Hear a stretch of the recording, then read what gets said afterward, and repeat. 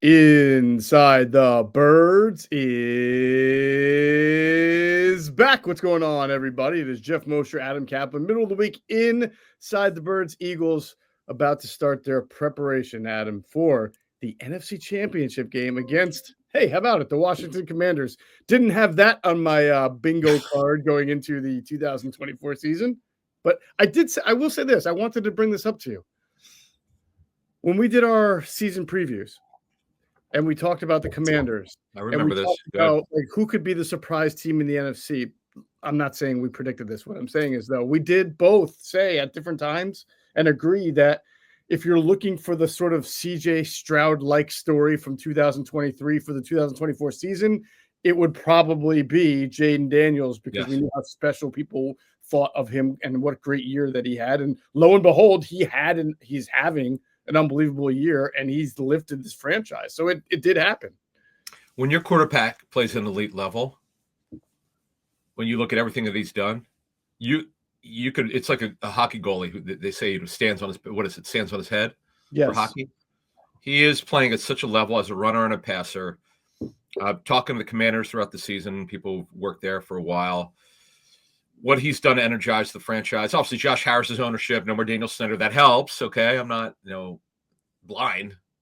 I know. I mean, that's a big deal, but just internally, there's a saying in coaching and with front offices, you know it when you see it, you feel it.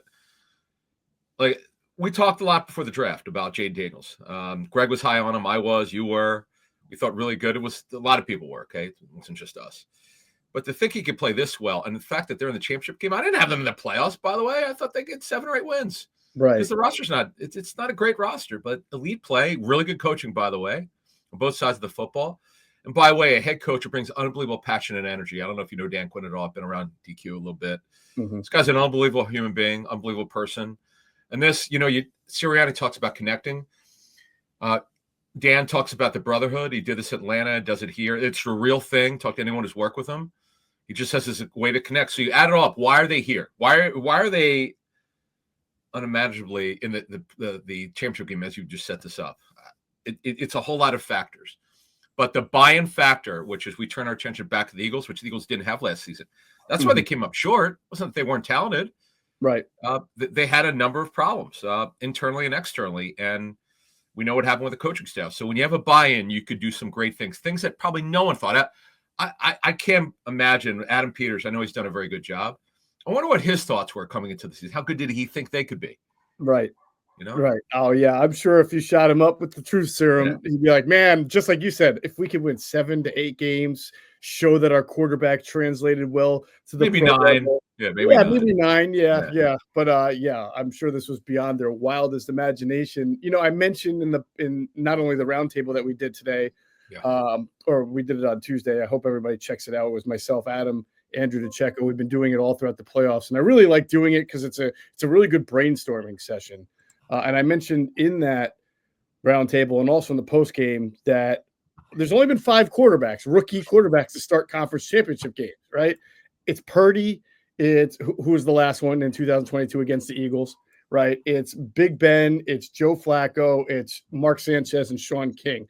And when I look back on it, I thought to myself, the one thing that I think all of those 5 have in common is that they were, I don't want to say they were hidden, but they were basically second fiddle to their team's running game and defense, right? The 49ers are foundationally built upon McCaffrey, and they had a great defense in 2022. It just got shredded when Purdy went down. Sure. But Mark Sanchez was part of the ground and pound, run the ball Jets, play defense with Rex Ryan. Thomas Jones. Yep, Joe Flacco. The Ravens have been running and playing defense since they moved to Baltimore.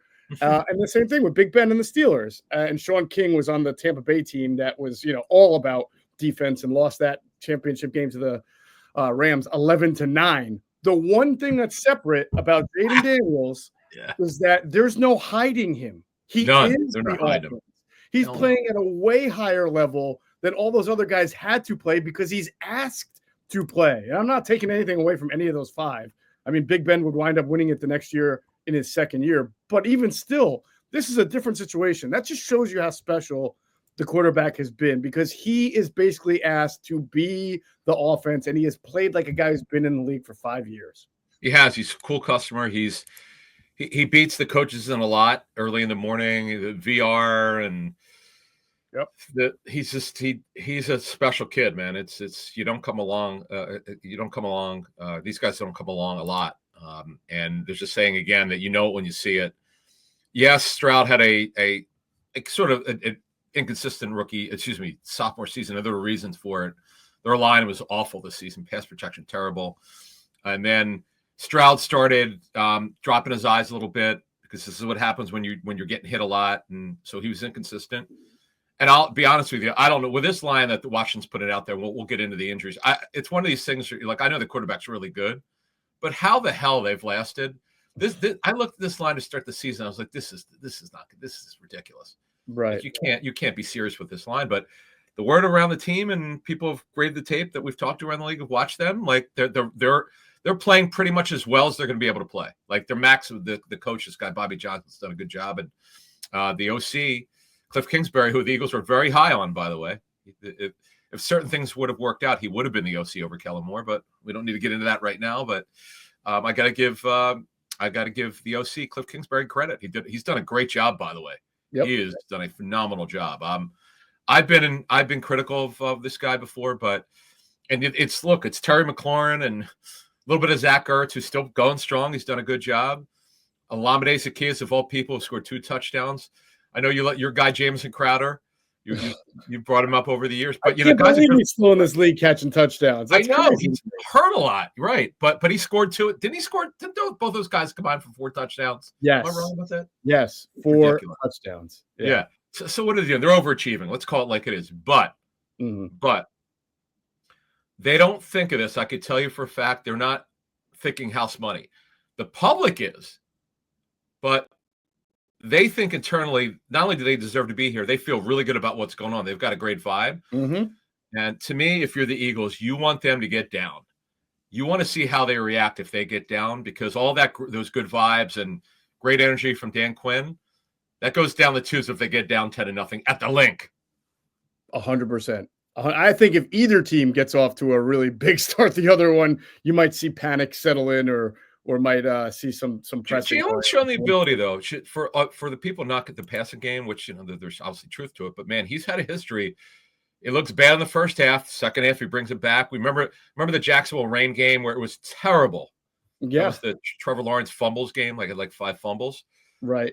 So I don't. But see, with Daniels and we know about the Hail Mary throw in certain situations, but he hasn't been in a situation. I know the Tampa Bay game was obviously down to the wire.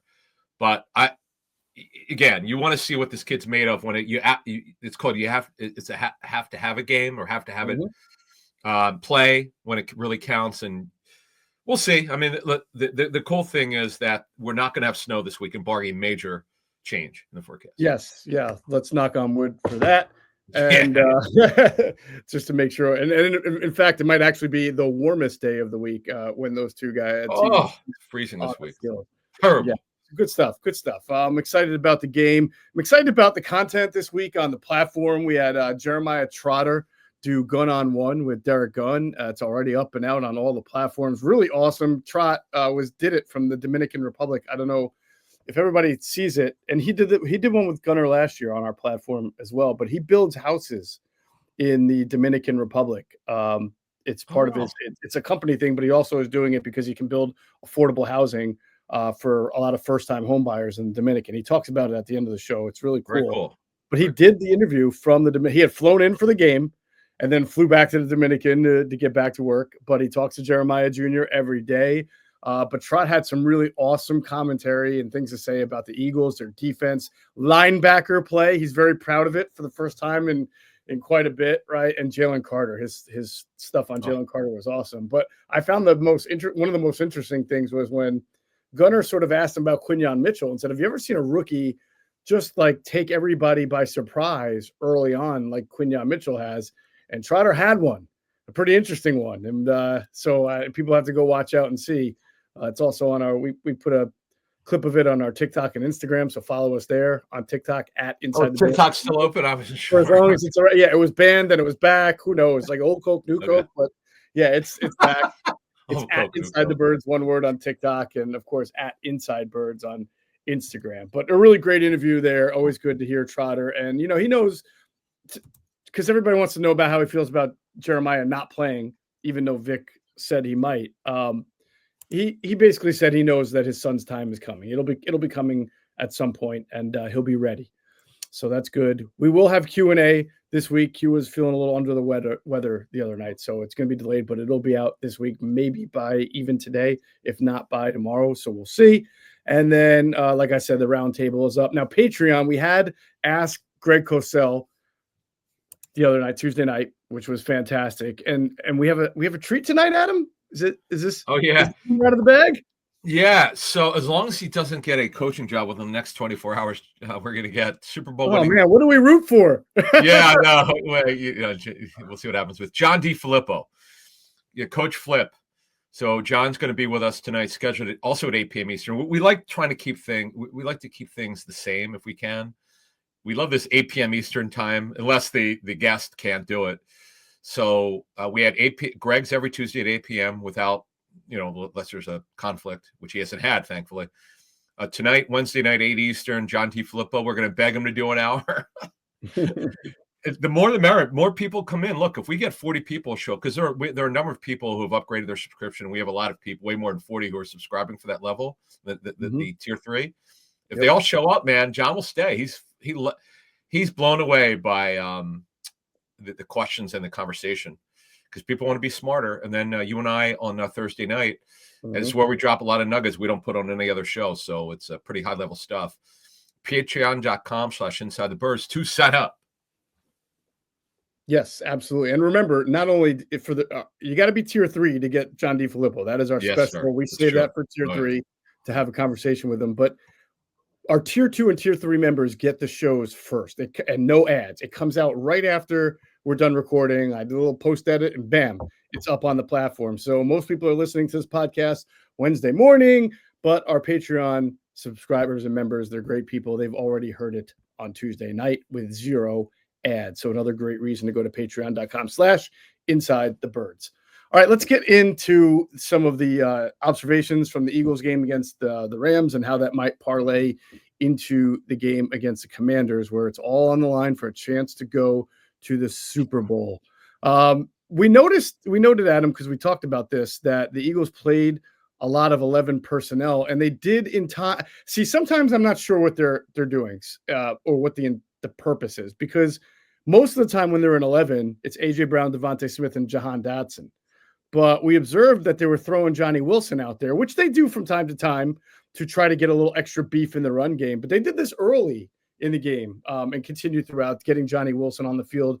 And part of me thinks that that's their way of trying to get the defense to come out in a nickel, thinking it's 11 personnel, but then running against nickel and using Wilson as kind of a quasi tight end. Which is what I thought was happening, but it's interesting. So Wilson was out there. He technically started the game. He only played, I think, 8 or 9 snaps, but actually 8.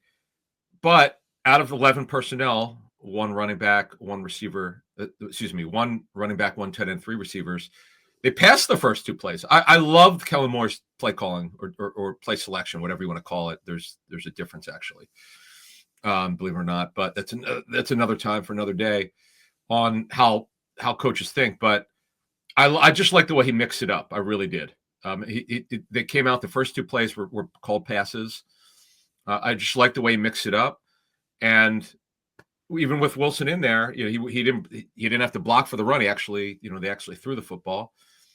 Mixture of run and pass in the first quarter. Really liked it. Now I understand it was tough. Landon Dickerson said after the game, basically he just couldn't get his footing. It was not easy. It was certainly not easy. That could help explain as we move along here, because we learned a lot since the game. And I know you watched the tape. We'll talk about your tape notes later in today's show. We'll talk to Greg when we do the Inside the Tape show. We know the Patreon members last night in Tier 3 talked to him. But man, the weather, and don't forget the craziness of the weather. So depending on where you lived, right? I know in South Philly before the game there was rain. Did you not in South Jersey get rain first? It started off as sort of a freezing rain and then eventually turned to snow. Yeah. So if you're in King of Prussia South, Delaware, that area, you got snow early. You got snow in the afternoon, then it stopped. So the weather was very odd, but the bottom line is even though the link field is heated, it doesn't make it less slick. That's the problem. It got very slick, and it got to be a problem. I love what Josh Sweat said. He'd rather have played on the awful field in Brazil than this kind of weather. I'm like, wow, it was that bad? Jeez. Yeah. Wow, that is bad. Yeah, I was done. I was laughing when I saw those quotes out there. I was like, hey, if he would know he's playing, so got to trust his judgment on that one. Yeah. Well, it was funny because Zach Bowen said he loved it, and I made the point. Well, yeah, he went to Wisconsin. Of course. That's what he hated it and rather play in Brazil, and he went to Florida. So, I mean, you are what your environment is, right? So Wisconsin guys are kind of used to that. Yep. Yeah. So really interesting, and we'll see how that parlays into what they do against the Commanders. The Commanders are different, Adam, I think, and we'll talk to Greg about this, in that I don't think they have as many situational pass rushers. They have defensive linemen that come in and come out because they have some really good ones. You rotate a lot of them. Like Newton, the first round pick or second, I forget what he was, can come in second, right? He can come in and replace like Payne or Jonathan Allen and stuff. But they've got their edge rushers, so I don't know that you need to like try to come out with 11 or 12 just to dictate a nickel or a base look, because I think the Commanders are pretty strong up front and are going to have the same kind of guys. I mean, Luvu's going to be out there. You know that, right? Yeah. Bobby Wagner's going to be out there. You know that. They're going to have their edge rushers and their interior guys. So it's not like the Steelers and the Packers, who the Eagles were able to manipulate with no huddle and with certain looks to get their specific gate or down specific linebackers on and off the field. I don't know that doesn't matter as much against Commanders. Well, they do rotate 8 guys, so you should know. So Fowler, most of the front though, I think, right in the front. Well, it's not their line. They don't rotate. They rotate. So here are the guys that you're going to see. The aforementioned Johnny Newton, Sheldon Day, you might remember, has been a journeyman. I think he went to Temple, if I'm not mistaken, without looking. Of course, Jerron Payne and Allen Start. Allen playing with a partially torn pectoral. Cleveland Farrell, who came over, has been a good story really last couple of years. Fowler is an edge. They 7 or 8 guys they do rotate. But on your point, I get it. Yeah, it's more for freshness, Adam, than exactly. Yeah, it's not like they're. Yeah, I would say so. I'd say that's pretty accurate. Johnny Newton, boy, he had a great game against the Eagles the first game. I know a couple of people I spoke with who graded that tape said, boy, Newton showed up in the first game. Dude, I watched that guy at Illinois. Game, I'm sorry, the game the second game, of the season. Second game. I mean, he was a game wrecker. He was a disruptive force. Remember, he had the foot injury. That was a real concern. Yeah, that's why he didn't really play much early. But this is an interesting team map. It's sort of like a pass rush by committee. The aforementioned Fowler, Jordan Armstrong, I believe 2 sacks against Detroit, and then Cleveland Farrell. It's not the greatest. Jalen Holmes, who could play inside or outside. Jean Baptiste, who actually played a decent amount.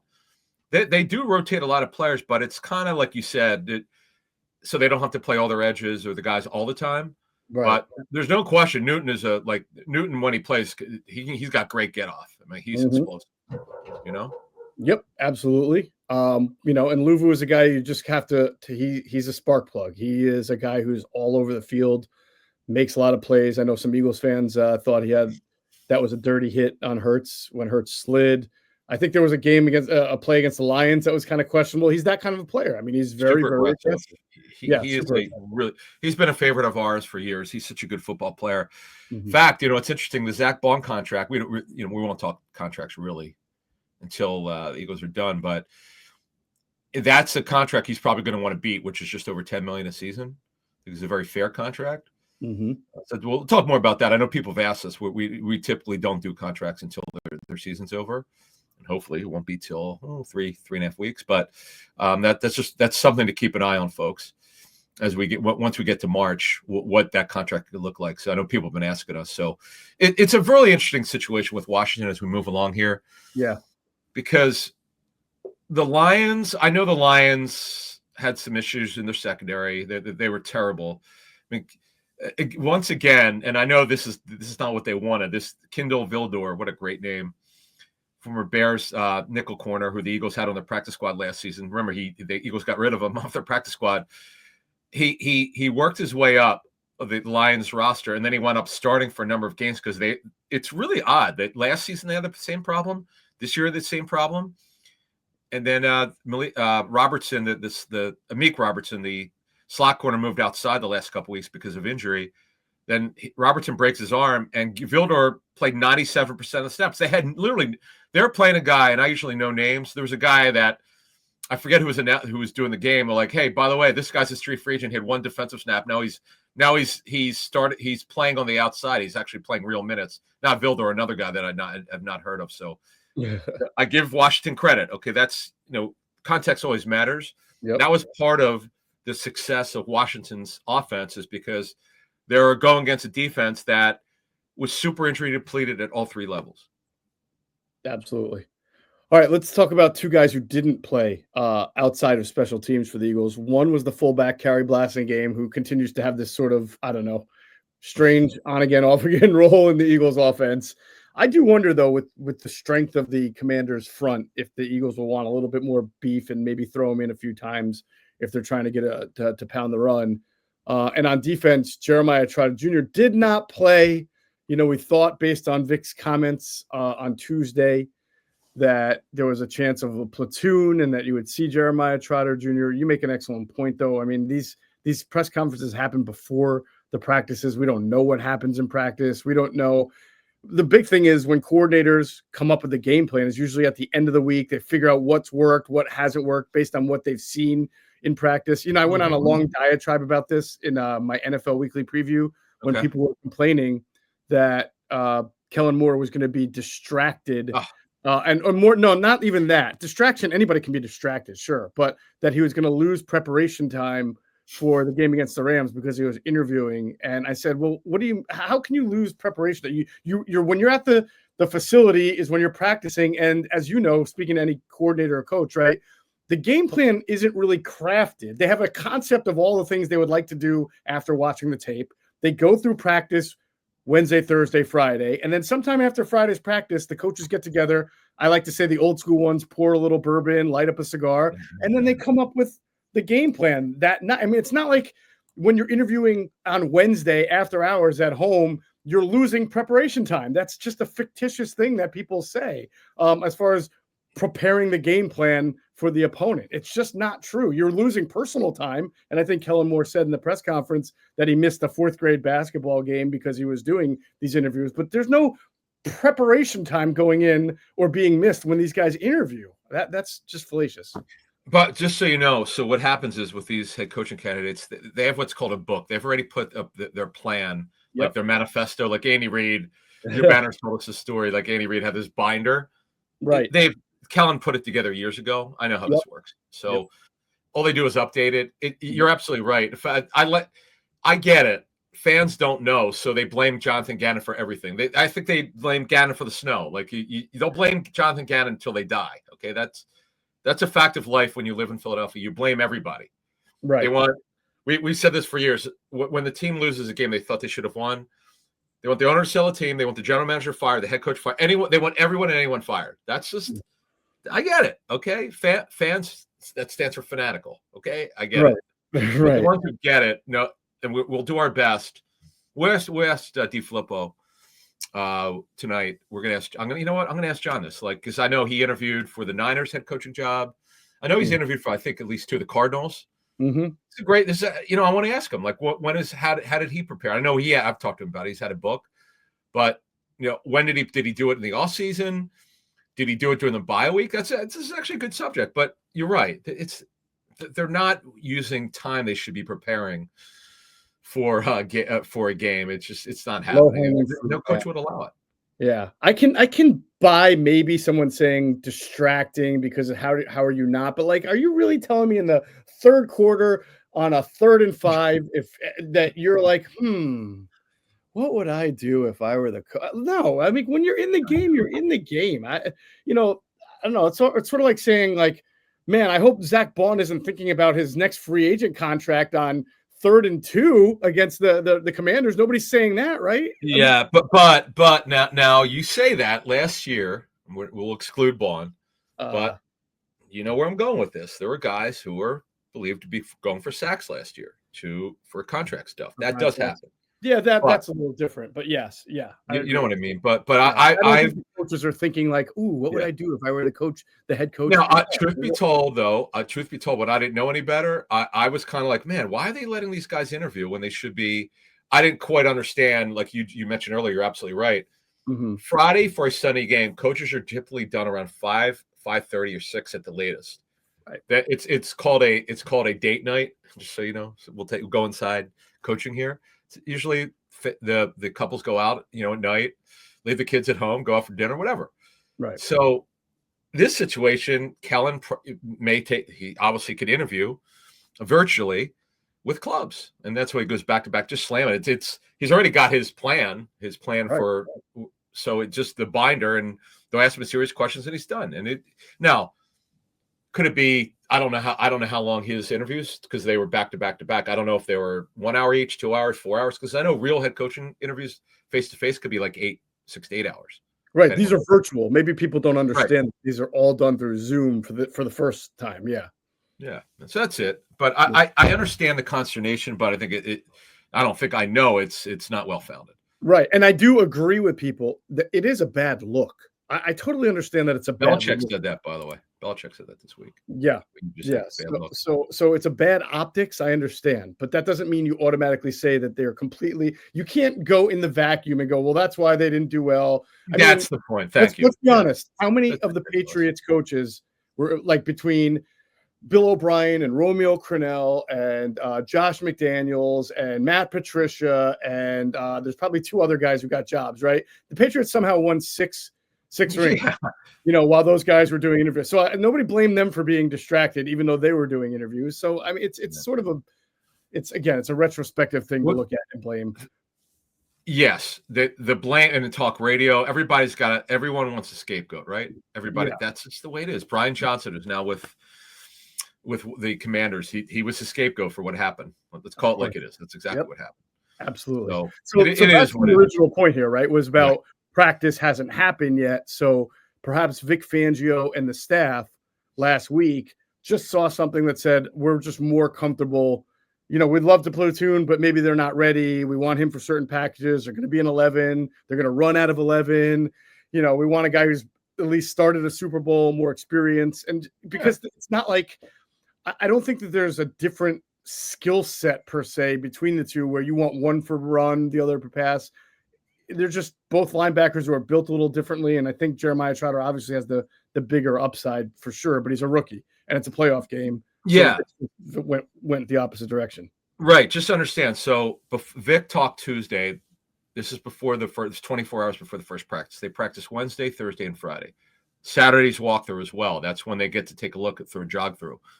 And that was a pregame warm-up. So Vic clearly thought, look, there was never any question who was starting was going to play the bulk of the snaps. So the question was, okay, with Trot Jr., would he get 5 snaps, 15, 10? He didn't get any. In fact, the strangeness of it, as we look at the snap counts, I want to go over the snap counts real quick here. Mm-hmm. We don't do it a lot, but this is interesting. He played more special team snaps than anybody did. Yeah. Well, I guess they determined that he was not going to play on defense and they weren't going to save him. They were going to throw him out there. Yeah. That was fascinating. So, okay. So a couple more, as you said, they played a ton of 11 personnel. Jahan Dotson played 39 of the 63 snaps. Calcaterra went down by percentage, 53 to 35 comparatively from game to game. So yeah, they clearly now what's interesting though, they didn't throw a lot. But the word around the league is the way that you beat the Rams is you go after the corners. Mm-hmm. We actually talked about this in the pregame show. Greg had his information. I had mine. Mm-hmm. So the people of teams that went against him that I spoke with said, you got to throw against the Rams. Okay. So because of the weather, because they got the lead, whatever the case may be, the Eagles have played this way for several months now. They play a certain way. They don't throw a lot. But they did take a couple shots. I know you said on our roundtable show they need to keep doing it. I agree with you. But we'll get into the injuries in the next segment. But that's the question is with Hurts' knee, will it allow them for him to drop back and feel comfortable with getting his base set? We'll have to see about that. But last game is interesting. So we know Kellen likes to lose the fullback a little bit, right? Mm-hmm. He only played on specials this game. No snaps on offense, 15 snaps on special teams. We mentioned Trot Jr. Jordan Davis, only 17 snaps, 24% of the snaps. This is a good note I got from someone who I really respect in league, who was nice enough to help me out. I asked, because I know this team played the Eagles earlier this season. I asked this guy, if you have any time to watch the Eagles tape, let me know. And he called me Tuesday night and he said, hey, I got some stuff for you. He said, you know what about Jordan Davis? Because we went through this when we played him. He goes, I know he doesn't play a lot. The reasons why he understood that. He goes, you still have to count for this guy because he's a massive human being. And he only played 17 snaps, 24% of them, but you have to game plan for him. It's not like he's just some guy. Right. He's got talent. It's just we know what the tape has not been great this season. It's a fact. Okay. It's not something that's arguable. The tape tells us this. But he still's got talent, and you have to game plan for this guy. So it's not like, oh, he's just some guy, some random player that happens to be one of the biggest human beings you'll ever see. He just he's got enough talent in him that this coach said, okay, you definitely are aware of him. A couple snaps each game, he does show up on tape, because what they usually get is a snapshot of 6 games. Coaches generally watch 6 games at a time. This guy said that he did notice every game that they watched, you'd see a couple nice snaps. Some snaps I'm sure Jordan would like to have back. Yeah, the technique needs to be better, but just want to put that out there because people say we're way too hard on Davis. But this is for a guy who actually coaches in the league. And he just said, yeah, he's not a dog. He's trying. He's just not good enough. But there's talent there that needs to keep being developed. Yeah, I would probably, say that this game against the Rams wasn't his best tape either. A couple of times I thought I don't question the effort at all. I do think he puts an effort, but like I told you, there was a 20-yard run where a tight end has to come across and basically single block him and does that. And I think you just expected that. The backup tight end, by the way, Hunter Long, was that his? Yes. Oh yeah. I don't know how much Hunter Long weighs. I'm going to guess as a tight end, he's in the 240 to 250. If he's a blocking tight end, he might be 255, but that's still 80 pounds, less than Jordan Davis, and he walled him off pretty good. This was the Kyren Williams 20-yard run. Now, when a guy runs for 20 yards, it is never on one guy. So I'm not trying to put that all on Jordan Davis, but he's got to be the one to knock that tight end back so the linebacker can come in and make the tackle in the gap, and that didn't happen. And yeah, I just didn't see, like you said, 1 or 2 plays. Oh, okay, yeah, he got off the block there. He made a play. That was decent. You do have to account for him because he's massive. But you're just still waiting for more of an impact player from down to down, and it's just I don't know if it's going to happen. I don't know, but the cool thing is though, you still see flash plays. I understand coaches don't grade on snap plays, flash plays. They grade every play. Yeah, but the talent is there. And JalenHurts, a phenomenal defensive line coach. I mean, he's done a really good job. He's done the job we thought he would do. But as we also said in the spring, if JalenHurts can't get it out of him, I'm sorry. It is what it is. You're probably not going to get it. What the Eagles won't get what they thought out of him. And it is year 3. We're winding up year 3, and we still have not seen him as a pass rusher. I know they didn't draft him as a pass rusher, but I know Greg's brought this up that Howie said it. I guess Greg heard what Howie said when they drafted him in Howie's press conference after the draft, is that they didn't just draft him to be a run stopper. Eventually, they thought he'd develop into a pass rusher, and it hasn't really happened. So I don't know, but the good thing is they're a really good defense. Statistically, they're number 1 in a lot of categories, number 1 overall by the old school metric. But the bottom line is this is a really well coached scheme. They've been way better than.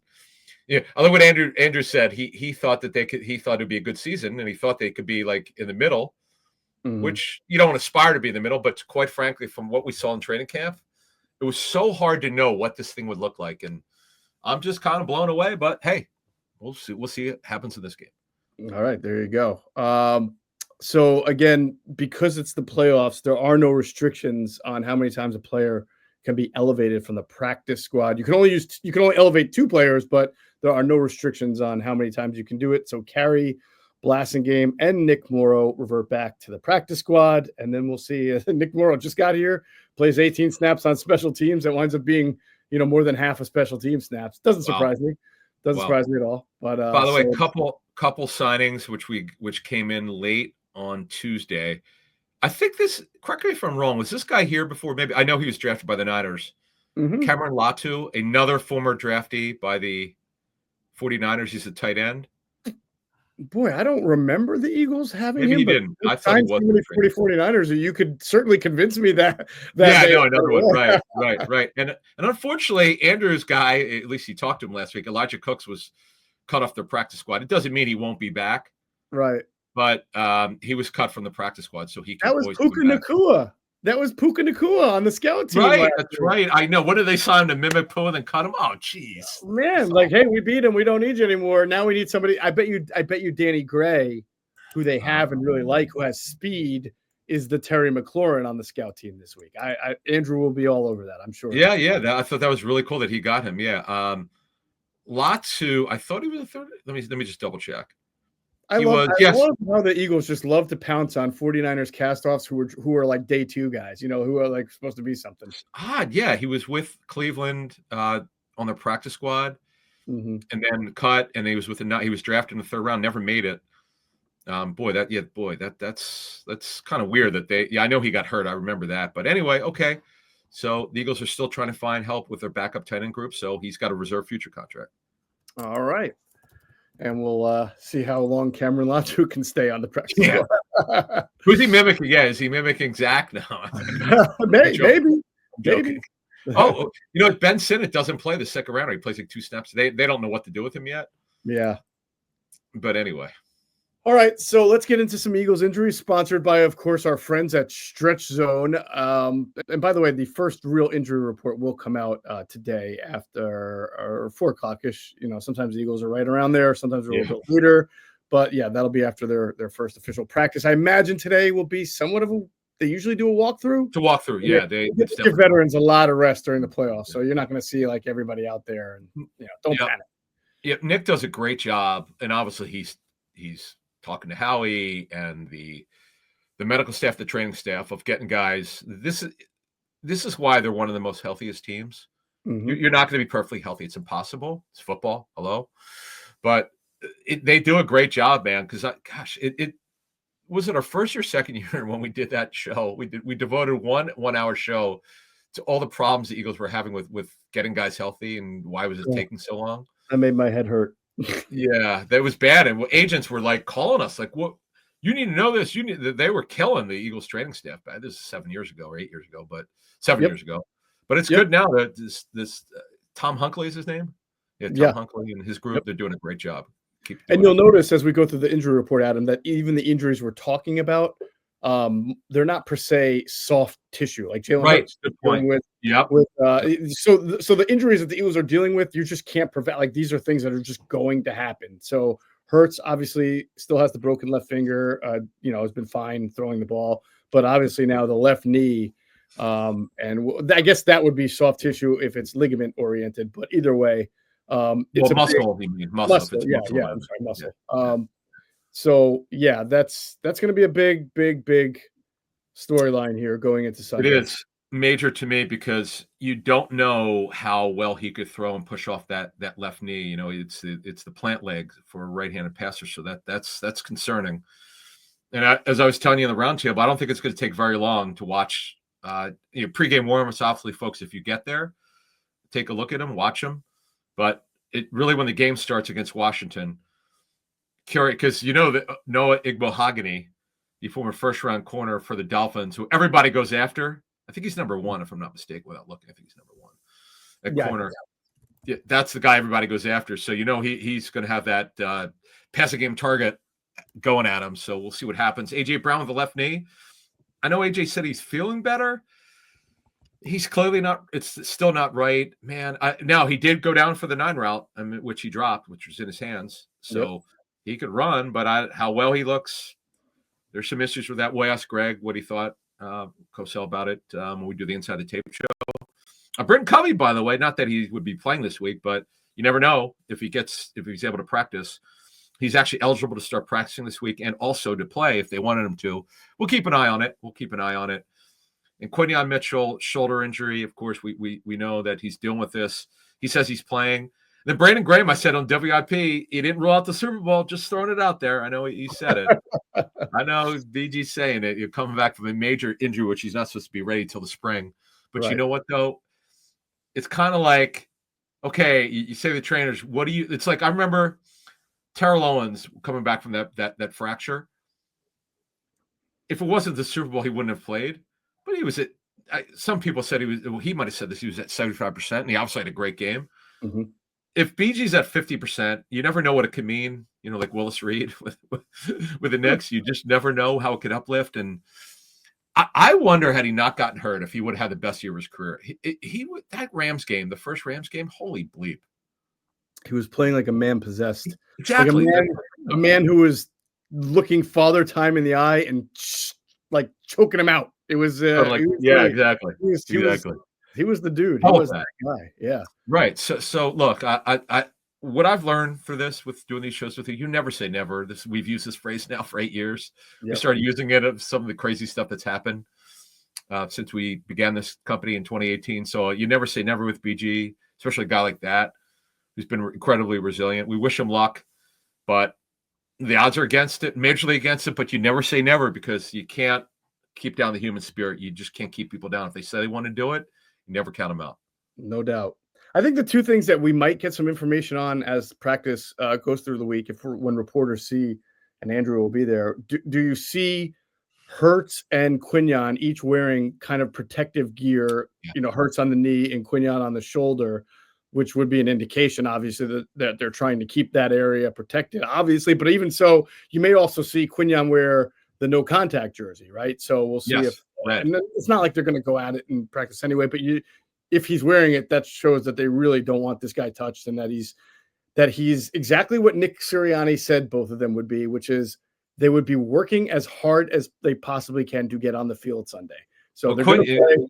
Yeah, but you notice how he couched that. They're going to work as hard as they can to get on the field Sunday. That, to me, says they're going to play Sunday, but they got a lot of things to do between now and then. Oh, they got to show. Oh, so you read it like that. See, Nick loves to be coy, unlike Vic Fangio, who loves giving the media and being truthful. Yeah. And I'm not saying Nick's not lying. I'm just saying, like, he just doesn't want to give it away. Look, but I think we pretty much could tell with Hurts that he's limited. He's hurt. He's banged up. And then with Quinyon, if he wasn't ruled out, but then they didn't play him, and they showed him on the sideline. He was doing he was later, but you're saying he wasn't ruled out immediately. Yeah, right. Yeah. So we'll who knows if there's like a soreness or a feeling that's got to come back. We'll see. The bottom line is, if they're wearing something. Oh, you want to see if they're wearing right. The bottom line is Hurts is playing. That's something. The question is, though, how effective can he be? He just didn't look right after that. And I know some people are blaming Kellen Moore for the safety. That's just ridiculous. But okay, whatever. Again, people like to point fingers. It's whatever. Mm-hmm. But with Quinyon, it depends what kind of shoulder injury he has. Because if it's a stinger, that's you get massaged out. It's almost like a pinched nerve, as it's been explained to me over the years. Mm-hmm. If it's a sprained shoulder, you can play with it. Sometimes you wear a harness. It just depends what it is. But he said he was playing. He left no doubt when he told reporters after the game that he's playing. But he's got to get through practice, which I think you're saying that Nick wants to see first. Yeah, definitely. Yeah, I get it. All right. Sure. Yeah, and those are the big injuries for the Eagles here going into their week of practice. And, of course, presented by our friends at Stretch Zone. Get a free 30-minute stretch. Go to stretchzone.com, or you can stop in. Adam, there's no obligation. It is totally up to you. Tell them where they can do this at Stretch Zones. I will. Quick story. This will take 20 seconds. So last Saturday, Friday night, I was at the Exxon location, see my man Nick, and we had an extremely deep stretch. Like because I was playing the next morning. I felt so good. Like for tennis, for those of us who play pickleball or tennis, racket sports, whatever club you belong to, you could sign up online. I said, you know what? I probably shouldn't do this, but I feel so damn good. I'm doing it. So I signed up for back-to-back sessions for 3 hours of tennis. And it doubles isn't that grueling. It's really not comparably to singles. So anyway, I wouldn't have done it had I not had that great stretch Friday night. So Geoff said, get the free 30-minute stretch. There's no obligation. Have it for near Suburban Square. And near my boy, C Eyewear. I don't know if I don't know these people, but when I wear glasses, I get them at C Eyewear, which is in Suburban Square. But they do a great job. If you've ever been to C Eyewear, they're Stretch Zones across the street. They have near the Whole Foods. Exton, where I just mentioned, Whiteland Town Center. It's like 2 minutes from the mall, by the way. South Philly New Graduate Hospital in 25th and Washington Ave, Montgomery County, Elkins Park Square, or Yorktown Plaza, that area. Upper Dublin, Dresher in the Promenade at Upper Dublin off 611, Feasterville in Lower Southampton Village, Cherry Hill near you and Evesham Road, Mount Laurel across the street from NFL Films in Centerton Square, Wegmans. I got to see Greg. I got to watch tape. If the Eagles win this week, I'm going in next week. Actually, we'll be at the Senior Bowl. Oh yeah, that's right. We will be. Maybe we can go. Maybe we can go Friday. I could probably do that. It's been like 10 years since I've seen him there. We need to do that. I'd love to watch tape with him. Anyway, probably intentional on Greg's part that it's been 10 years. Probably doesn't want to say it. No, I'm sure. We love Greg because we got to hear about his athletic career. Anyway, Franklin, we love taking shots at Greg. Fun. Always like to poke fun at Greg. Franklin Lakes, Franklin Ave, Northfield, Tilton Road, Princeton, Nassau Park Pavilion. I was there many years ago. Great stuff. StretchZone.com. And by the way, they have great hours. They're open 7 days a week. That's it. StretchZone.com. What else can we tell you? It's phenomenal. All right. Make sure you sign up. All right. As far as the Commanders' injuries, one big one, and it's the right guard, their best right guard, their best offensive lineman, Sam Cosmi, got twisted up really badly in that game against the Lions, and the worst fears were confirmed. He's out with an ACL. So they're going to go ahead at him with Trent Scott, who is a veteran. What's your gut on Trent Scott going in there? I think that the Commanders are just hoping he's not a turnstile. Like, give us a veteran effort out there. Be workmanlike like the rest of our offensive line has been all year long, and hope for the best. Yeah, Cliff Kingsbury, remember, he interviewed for the Eagles offensive coordinator job, so I'm sure he knows the personnel on defense. They won against him. He's gone against the Eagles before anyway when he was with the Cardinals.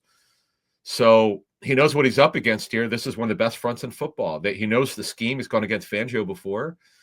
But you talk about Trent Scott, who is a backup guard, right tackle. He's had starts at both. He's going to start here at guard. He did a yeoman's job filling for Cosmi. But when they really only have one, what you would call, not elite, but one guy who you'd say, this guy's a really good lineman. The other guys, are yeoman, tough guys. They do what they're asked to do. Again, this offensive line severely overachieved. But when you lose your best lineman and there's a major drop-off, not just to Trent Scott, but anyone else. I know Biotis is an above-average center, but he's not like a perennial all-pro. It's a problem, man. This is, I think Andrew said this in the roundtable. Like, this is something really early. And you know what I'll be interested to do? We need to ask Greg this, because we know the Eagles will move their linemen around occasionally. Cosmi, as you said, is the right guard. I wonder if Greg thinks that they'll do this. And by the way, did Detroit, when Cosmi go down, did they start moving their linemen to take advantage of Trent Scott? But Scott held up well, but that doesn't mean they couldn't do it. They didn't try. Right. So we'll have to ask Greg and see what he thought. Yeah, I mean, just from table, they definitely play different. They move Carter and Williams. They'll switch sides sometimes. So sometimes Carter will go up against the right guard. Sometimes it's Milton. And really, even though Carter is the best player on the field, it's not like you lose a whole lot if it's Carter versus the left guard and Williams versus the right guard, because Williams is explosive as well. And you want to switch it up because you don't want the other team to start like game planning its protection schemes around one guy and being always able to say, well, at least I can dedicate this center and left guard to that guy and protect my right guard. You want to be able to switch it up so you're not completely schemed at. So I imagine they'll continue to do it, and it's going to be. I think this could wind up being the story of the game. Does Trent Scott hold up? Or is he a turnstile? I mean, it's a big drop off, right? Whenever Lane Johnson's out and Fred Johnson's in, you're right. Fair. This is going to be a pretty big. It's a guard, but typically, it's a guard. But when he's so much better than everyone else they have, and by the way, they have a kid named Chris Paul, not that Chris Paul. Not the Why not? He's been on every other team, Adam. Yeah. Oh, yeah. Has he retired? I haven't even looked. No, anyway, he's still playing. Is he playing? But the Sixers are pissing me off, so I haven't watched lately. But I'll once the Eagles season's over, I'll start watching and start crying when Embiid doesn't play. But anyway, yeah, this is the big deal. This is another one. We're going to watch Hurts' knee. So to summarize this before we get to your tape notes, we want to learn and monitor Hurts' knee this week, AJ's knee, see if he's running any better, Quinion if he practices. And yeah, when we get to the game, all those guys, how they look early in the game, and then watch what the Eagles do to try to take advantage of the absence of Cosmi. You're right. It's a big deal. You can't underplay it. It's a major problem because he's so much better than anyone else they have at any position. Right. This is going to be something to watch very early in the game for sure. No doubt about it. All right, I just have a couple of tape notes I want to get through. First, we're going to hear a word from our friends at Sky Motor Cars. Sky Motor Cars in Westchester is a different sort of dealership.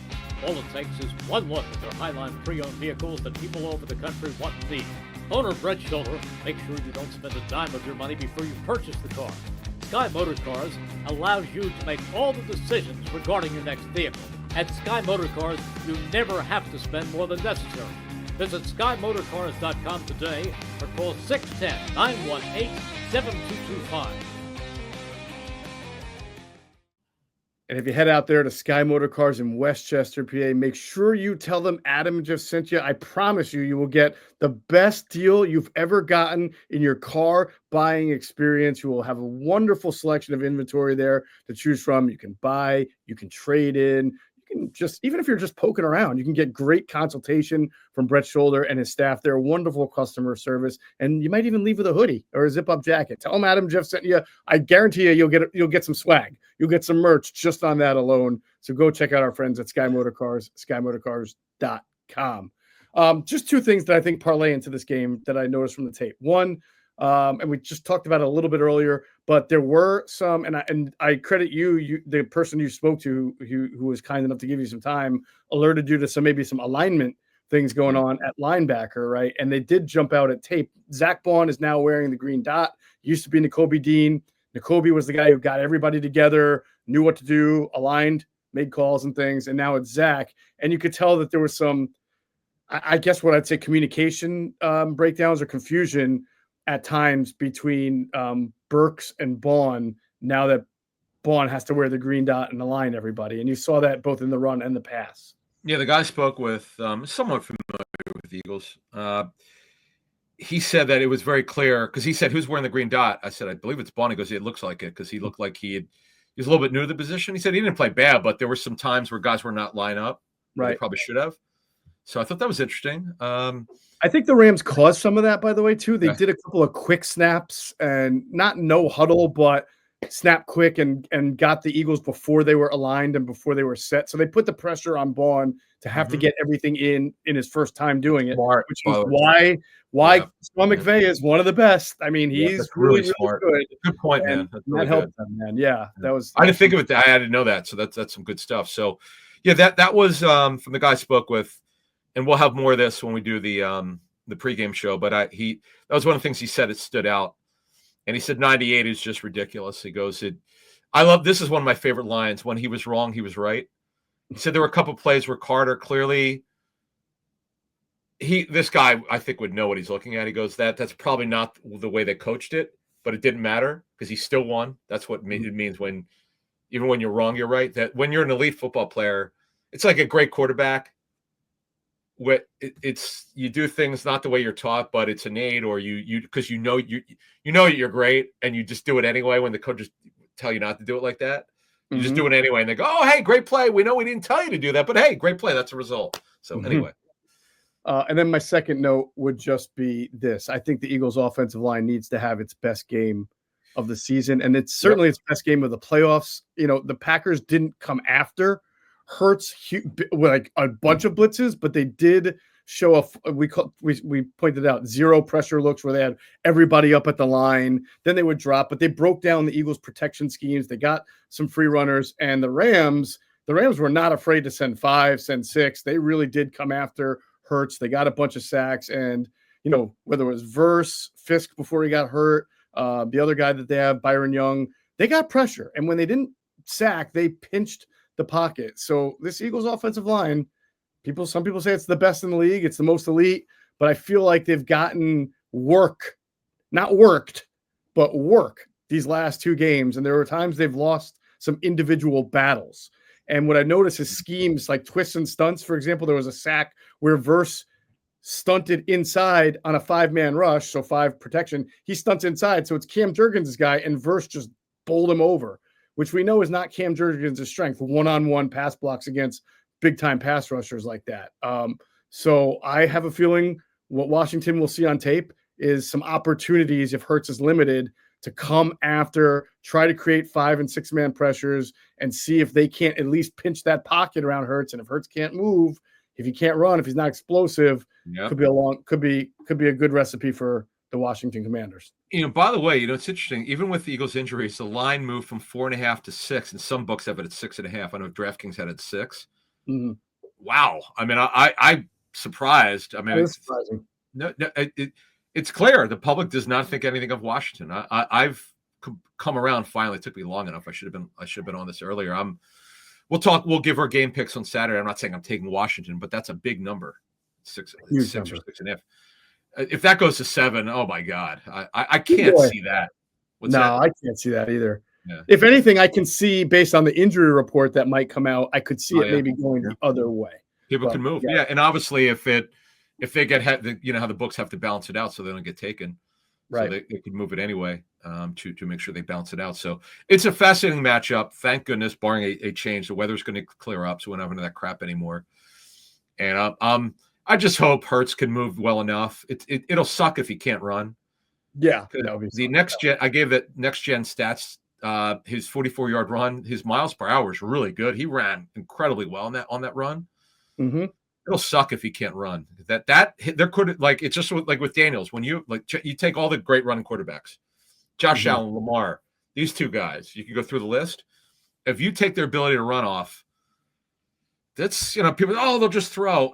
I don't know about that. And by the way, this is his plant leg. So if it's also impacting his ability to stick that leg in the ground, the plant leg, and transfer that weight through, so you're going to see a lot of throws that don't have the torque that they ordinarily would have. So by the way, the Commanders have the coaching tape. They saw it. I mean, every team gets. They don't know what the practice looks like, but they have the coaching tape. Yep. So they know what knee, and they could see from their team doctor. Or they show a trainer, hey, what does that look like to you? That's the under-discussed thing that we should probably talk about more when teams have injuries. Clubs know because they're seeing the tape just like the Eagles do. They know which ligament, if they think a ligament is done, they could a lot of the times, those Twitter doctors are great. They love doing this stuff. Yeah. But that's just telling you they're going to see. And no, we don't think Frank Lou was going to have a cheap shot. I know I'm seeing some of the comments on our YouTube channel. People are like, "Oh, Lou was a cheap shot artist." Jalen, he needs to also slide, by the way. Yeah. So, all right, we are going to slide on out of here. That's going to do it for this edition of Inside the Birds. Or Collinsworth. Slide in. Yeah. Slide in, slide out.